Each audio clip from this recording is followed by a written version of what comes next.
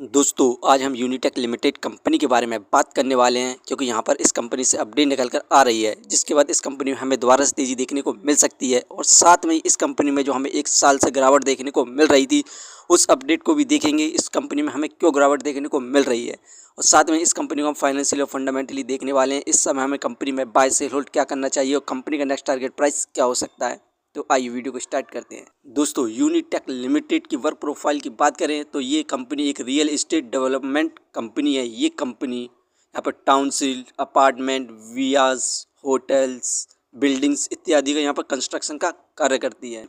दोस्तों आज है बृहस्पतिवार, मार्केट क्लोज है। यूनिटेक लिमिटेड कंपनी का शेयर प्राइस अभी ₹5.28 चल रहा है।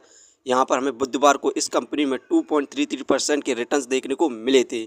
वहीं पर 5 दिन में इस कंपनी में हमें ज़बरदस्त गिरावट देखने को मिली 7.53% की। 5 दिन पहले इस कंपनी का शेयर प्राइस ₹5.71 थे, क्योंकि यहाँ पर सेंसेक्स में हमें बुधवार को भी ज़बरदस्त गिरावट देखने को मिली 244 पॉइंट की। एक हफ्ते से लगातार सेंसेक्स में गिरावट देखने को मिल रही है और भारत की मार्केट में भी ज़बरदस्त गिरावट हो रही है, क्योंकि यहाँ पर यूएस और भारत के बीच में जो डील होनी थी, अभी दोनों के बीच में बातचीत बंद है। और यूएस ने भारत को कहा है कि वो रूस से क्रूड ऑयल ना खरीदे। उसके बाद भी भारत यहाँ पर रूस से क्रूड ऑयल खरीद रहा है, जिसके बाद डोनाल्ड ट्रंप ने भारत को धमकी दी है कि यदि वो क्रूड ऑयल रूस से खरीदता है तो भारत के गुड्स पर वो 500% का यहाँ पर टैरिफ लगाएगा, जिसके बाद भारत की मार्केट में ज़बरदस्त गिरावट देखने को मिल रही है।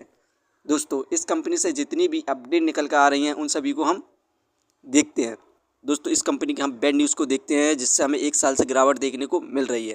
दोस्तों यूनिटेक ग्रुप के ऊपर यहाँ पर मनी लॉन्ड्रिंग केस के तहत 80 करोड़ की वाटिका यहाँ पर एसेट्स को यहाँ पर जब्त कर लिया है ईडी ने। यहाँ पर यूनिटेक ग्रुप के ऊपर होम बायर्स के साथ फ्रॉड करने का आरोप लगाया गया है। इसी के तहत यहाँ पर ये प्रॉपर्टी जब्त की गई है। अभी तक ईडी के द्वारा छानबीन में 786 करोड़ की यहाँ पर टोटल इन्वेस्टिगेशन में प्रॉपर्टी जब्त कर ली गई है, जिससे हमें इस कंपनी में 1 साल से गिरावट देखने को मिल रही है। यहाँ पर दूसरा कारण देखें तो यहाँ पर आप देख सकते हैं जून में 0.79% थे, वहीं पर सितंबर में 0.63% रह गए हैं। यहाँ पर ज़बरदस्त सेलिंग देखने को मिली हमें फॉरेन इन्वेस्टर के द्वारा इस कंपनी में 1 साल के अंदर।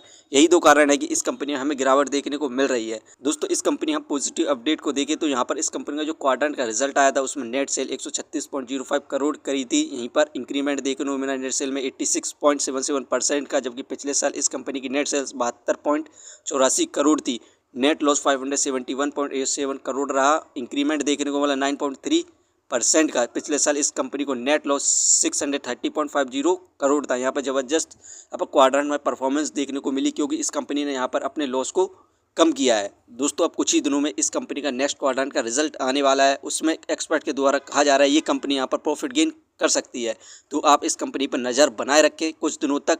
इसके बाद इस कंपनी में यदि नेक्स्ट क्वार्टर में प्रॉफिट गेन करती है तो ये कंपनी के द्वारा हमें मल्टीवेगर रिटर्न्स देखने को मिल सकते हैं। और इस कंपनी का शेयर प्राइस का नेक्स्ट टारगेट यहाँ पर ₹10 रखा गया है 1 साल के लिए। यहाँ पर 2027 तक इस कंपनी का टारगेट प्राइस ₹10 को क्रॉस करने की संभावना है।